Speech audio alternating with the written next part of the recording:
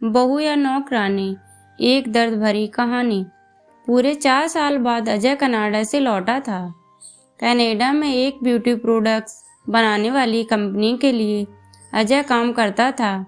अजय अपने देश, अपने घर लौटकर काफी खुश था। एयरपोर्ट पर उतरे ही अजय की नजरें अपने परिवार वालों को खोजने में लगीं। जल्दी ही उसे अपने माँ बाप, भाई भाभी, बड़ी बहन और खुद की 3 साल की बच्ची भी एयरपोर्ट पर खड़ी नजर आई। लेकिन उसकी नजरें रीना को खोज रही थीं। वो सोचने लगा, ये रीना मुझे मिलने आई क्यों नहीं, और ऊपर से उसने हमारी छोटी सी बच्ची को भी यहाँ भेज दिया। अजय एयरपोर्ट पर सबसे हंसी खुशी मिला। फिर उसने रीना के बारे में पूछा तो उसकी दीदी बोल पड़ी, भाई वो घर पर ही है, तुम्हारे लिए खाना तैयार कर रही है। वह तो आज ही तुम्हारे आने की खुशी में काम करने लगी है, वरना वो कोई काम करती कहाँ है। अजय ने अपनी बेटी को प्यार से उठा लिया, लेकिन उसकी बेटी उसे देखकर रोने लगी। लाओ मुझे दो बच्ची को, वह तुम्हें काफी दिनों बाद देख रही है ना, इसीलिए पहचान नहीं पा रही होगी। कहते हुए दीदी ने बच्ची को अपने पास ले लिया। सभी टैक्सी में बैठकर अपने घर की तरफ रवाना हुए। अजय अपने परिवार से मिलकर खुश था, लेकिन ये बात कि रीना उसे एयरपोर्ट पर मिलने नहीं आई उसे काफी परेशान कर रही थी।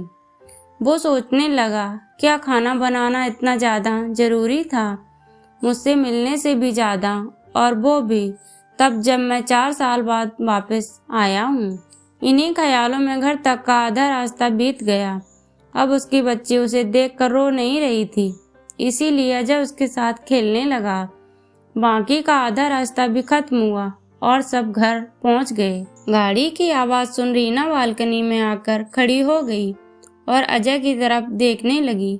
अजय भी जैसे ही गाड़ी से उतरा, उसने पहले दरवाजे की तरफ और बाद में बालकनी की तरफ नजरें घुमाईं, जैसे वह रीना को ही देखना चाहता हो। अजय से नजरें मिलते ही रीना के चेहरे पर मुस्कान झलक पड़ी। अजय भी उसे देखकर हल्के से मुस्कुरा दिया। सभी घर के अंदर गए। रीना सबके लिए पानी लेकर आई और सभी को पानी देने के बाद फिर से किचन में चली गई। चाय बनाने के लिए थोड़ी देर तक सभी परिवार वालों से बातें करने के बाद अजय रीना को बुलाने लगा। माँ ने उसे बीच में टोकते हुए कहा, रहने दो उसे किचन में, थोड़ा काम कर लेने दो, बाद में अपने आप आ जाएगी। तुम बैठो यहाँ मेरे पास, वैसे भी कहाँ ज़्यादा काम करती है वह।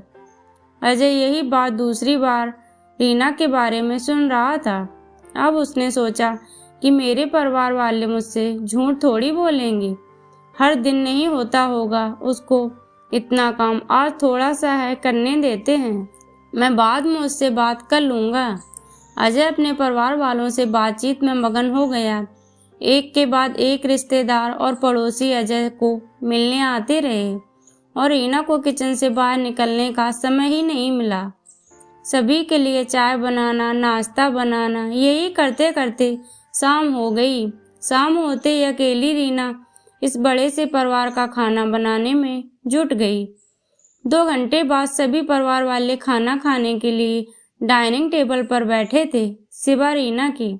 अजय चाहता था कि रीना भी उसके साथ बैठकर खाना खाए, लेकिन फिर माँ ने कहा, अगर वह भी खाना खाने बैठ जाएगी तो सबको परोसेगा कौन। सभी के खाना खाने के बाद रीना ने अकेले खाना खाया। रात को सोने के वक्त अजय और रीना अच्छे से मिल पाए। अजय रीना के साथ काफी बातें करना चाहता था, लेकिन वह उसके चेहरे पर थकान और नींद अच्छे से देख सकता, इसीलिए उसने रीना को परेशान ना करने का फैसला किया और उसे सोने दिया।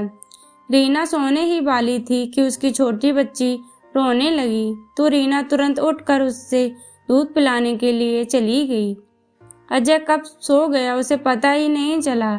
जब सुबह बच्ची के रोने की आवाज़ आने लगी तो अजय उठा और रीना को पुकारने लगा। जब रीना पास नहीं दिखी तो उसने बच्ची को चुप कराया और फिर से सुला दिया। अजय बाद में रीना को देखने लगा तो रीना उसे फिर से किचन में मिली।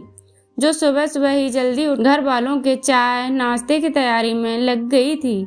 अब अजय सोचने लगा, माँ और दीदी तो कहती थी कि रीना ज़्यादा काम नहीं करती, लेकिन जो मैं देख रहा हूँ वो तो कुछ और ही है। अजय अब सब समझ गया था, पर वो अपनी माँ को ऐसा नहीं बोल सकता था कि रीना से ज़्यादा काम ना कराया करो।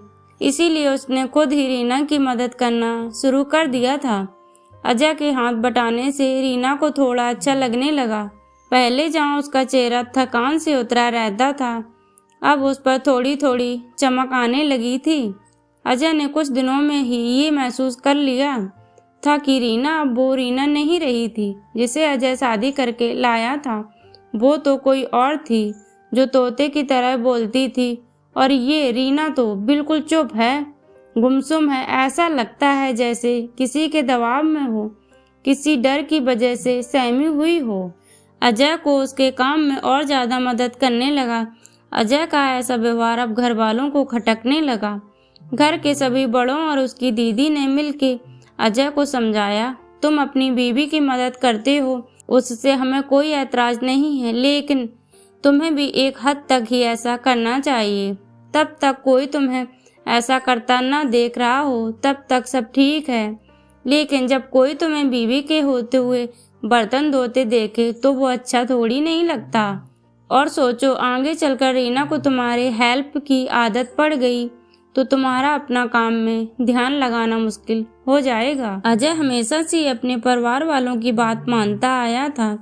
जिस तरह से सब ने अजय को समझाया था, अजय भी उनकी बातों में आ गया। अब अजय रीना की मदद करने से कतराता था।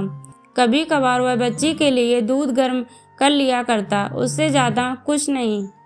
घर वालों ने अजय को विदेश जाने से मना कर दिया और कहा कि यहीं पर कुछ काम कर लो। अजय ने अब घर से ही ब्यूटी प्रोडक्ट्स ऑनलाइन बेचना शुरू कर दिए।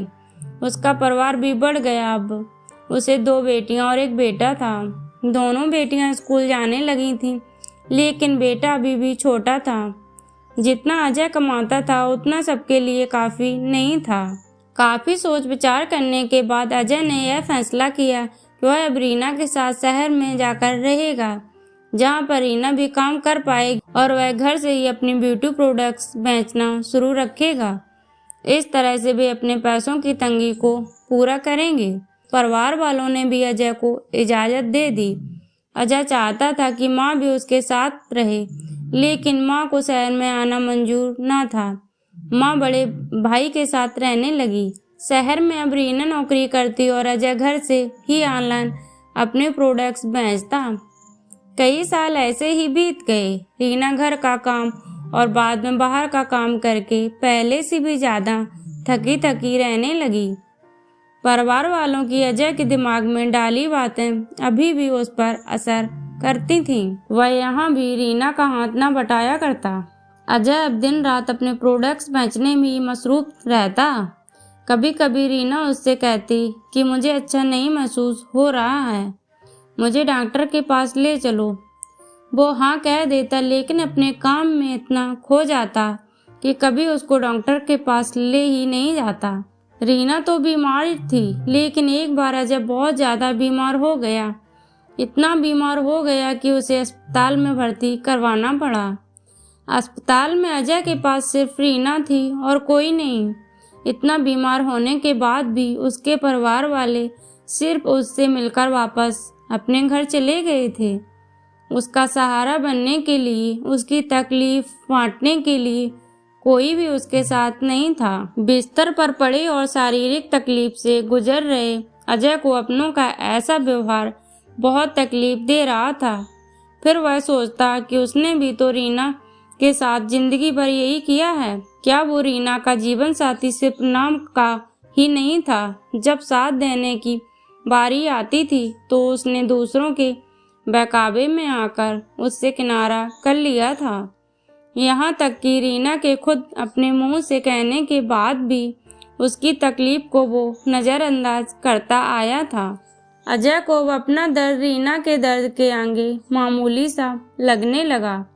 उसके दर्द को ना बांटकर उसने बहुत बड़ा गुनाह किया हो, ऐसा उसे लगने लगा।